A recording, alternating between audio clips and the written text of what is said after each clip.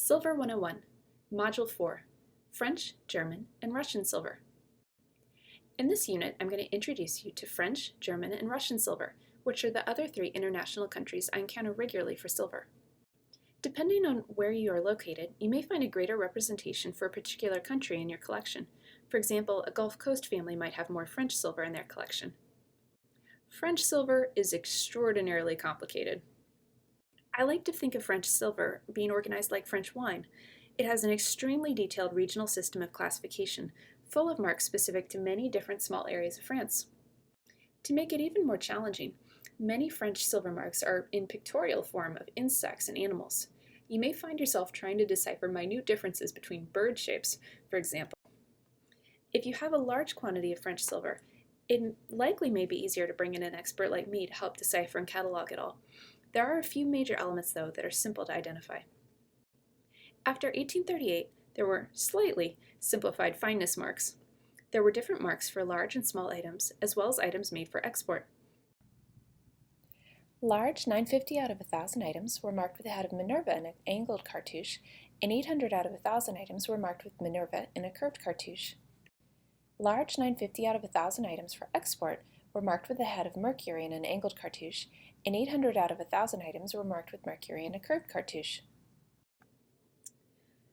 There were small silver guarantee marks from 1838 onwards, and they were, again, in very interesting shapes. We have a crab, a boar, Minerva again, and then Mercury again. And the shape around their heads is what's important to distinguish that this was the small silver guarantee mark.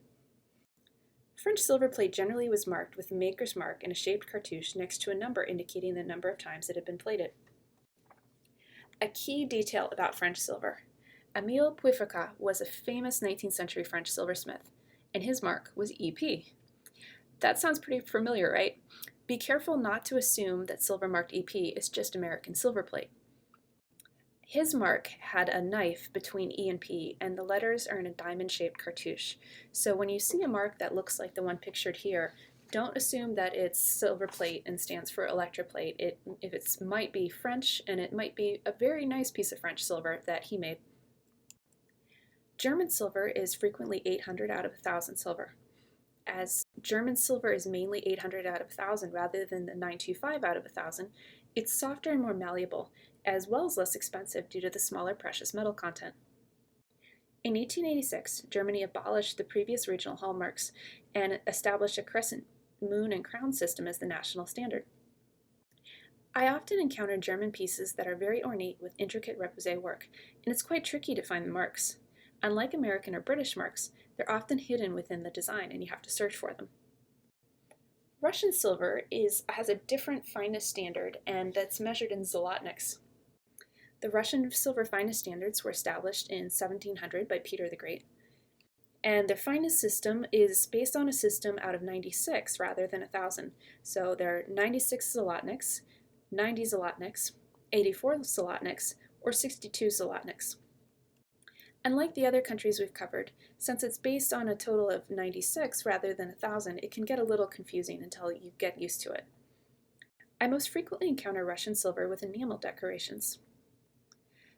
They're so rarely found, and they're even more rarely authentic when they're found, but it's a good idea in general to be familiar with what the marks for Fabergé look like.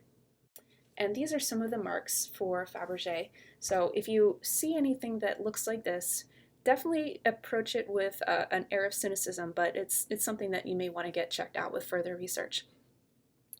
Another international maker.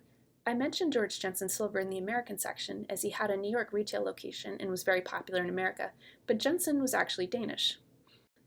George Jensen, A Tradition of Splendid Silver by Janet Drucker, is my favorite Jensen reference book, and my colleague Bill Drucker of Drucker Antiques is a wealth of knowledge too.